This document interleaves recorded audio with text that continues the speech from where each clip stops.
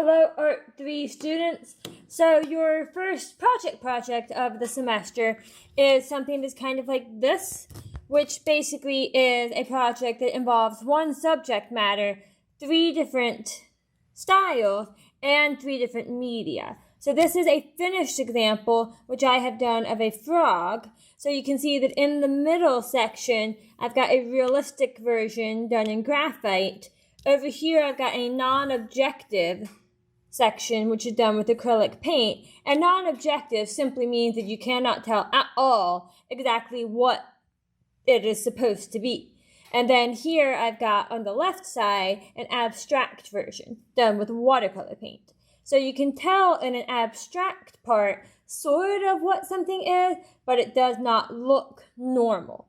So the way that I did this project, I first started out kind of like this, to where I would draw the entire object or the entire animal sort of as accurately as I can in terms of the outlines and the details and things like that.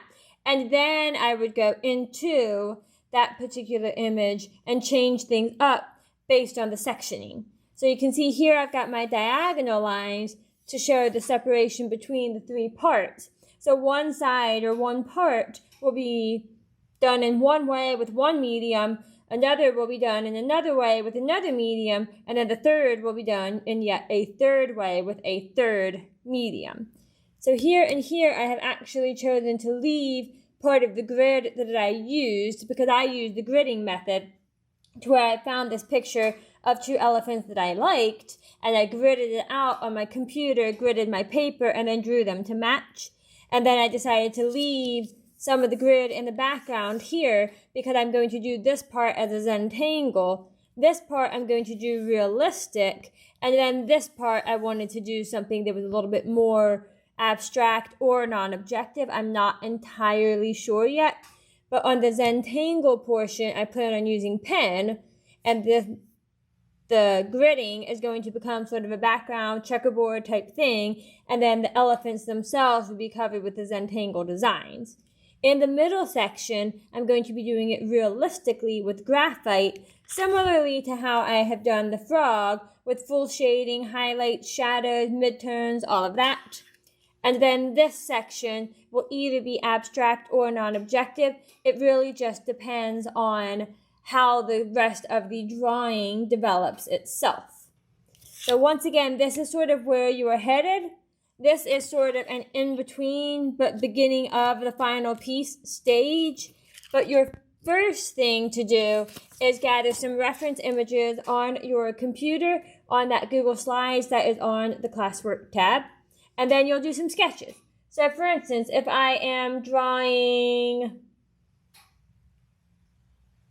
let's just say a pear, because remember you can do an object or you can do an animal. So I'm going to draw a piece of paper on my paper, because remember your thumbnail sketches do not have to necessarily be full size.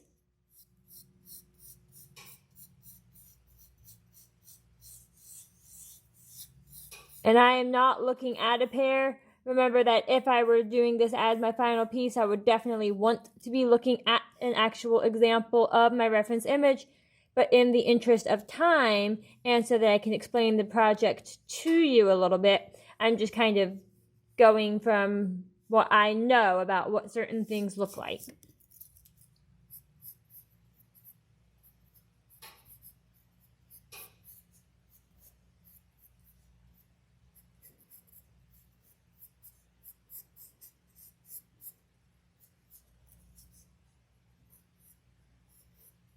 So that might be sort of a sketch of a pear with a little leaf on it and the stem, just to give it a little more interest and whatnot.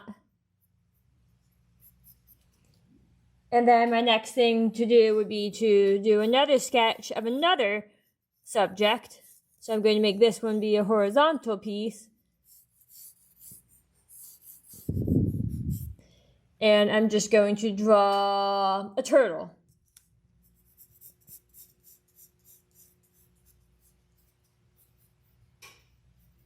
Now, something like a turtle, I really do need a reference image to make it look actually accurate. But for this purpose of the sketches, hopefully you'll understand a little bit of how it would work.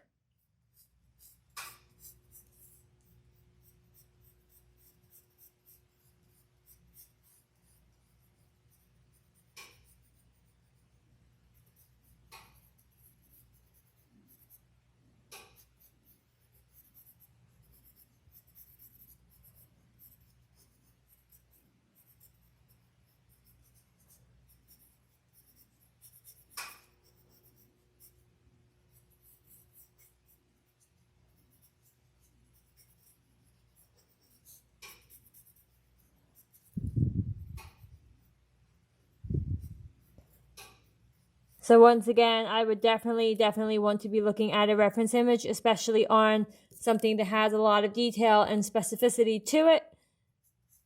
Because remember, his shell would be very specific. And that would be included in sort of your original drawing portion.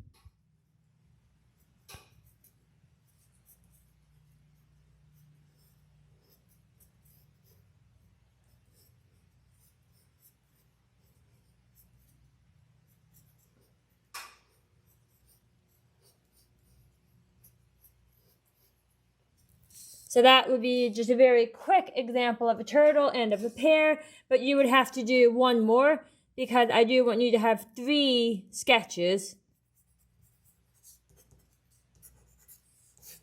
So that you have 3 sketches, and then your next step is going to be to divide your sketches into thirds.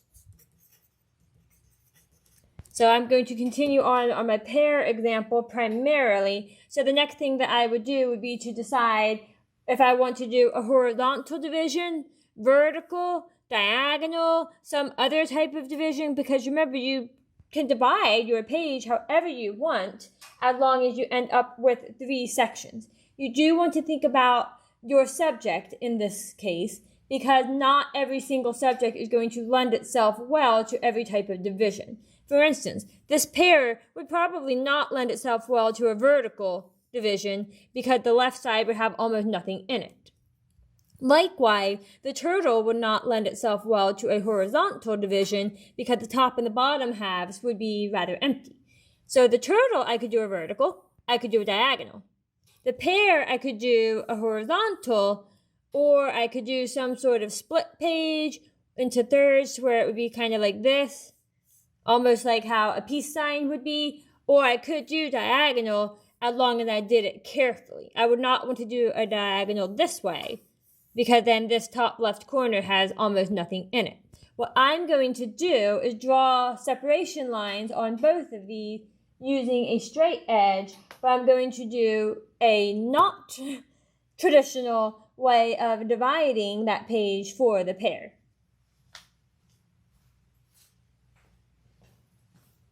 So on my turtle, I'm just going to do a vertical division that is slightly diagonal.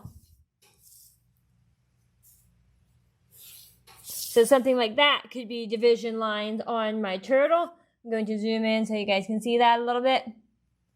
So that then this section would be one style and one medium. This section would be a second style and second medium. And then this section would be a third style and a third medium. So there's a lot of creativity in this project. You get to pick your styles and your media. And then for the pear, I'm going to do a division that sort of is kind of like a peace sign.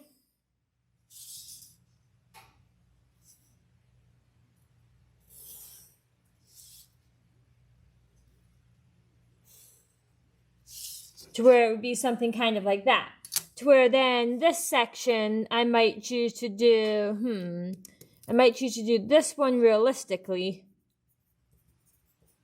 I do recommend having at least one section realistically done to show what you have learned to this point. So this one I'm going to do realistically with colored pencil. And then this one I will choose to do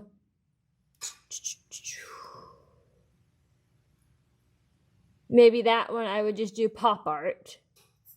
So I'm going to do pop art on that one with acrylic paint. And then this section I could choose to do with something completely different. I could do a Zentangle, I could do abstract expressionism, I could do collage. So for that one, I'm just going to go ahead and do a collage because I think that might be a nice way to kind of add some texture and some variety to the piece. And then that is its own style and medium, so I don't necessarily need to plan out another option there. So then your next step, once you have all 3 or more of your thumbnail sketches completed, your next step is going to be to do one large drawing. And if you are one of those people who would prefer to grid and then start directly onto your final piece, that is perfectly fine. Or if you would prefer to do a sketch that is full size and then use tracing paper to get that onto your final piece, that is a perfectly fine option as well.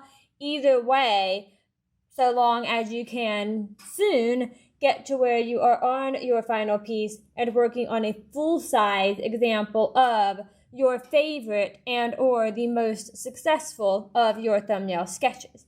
Because remember, we are doing 3 thumbnail sketches because our first idea is not always our best idea. Sometimes it is, and that's great, but then other times it is not. So it is important to sort of exhaust all of our ideas so that we can go with the one that is going to be the most successful in the long term.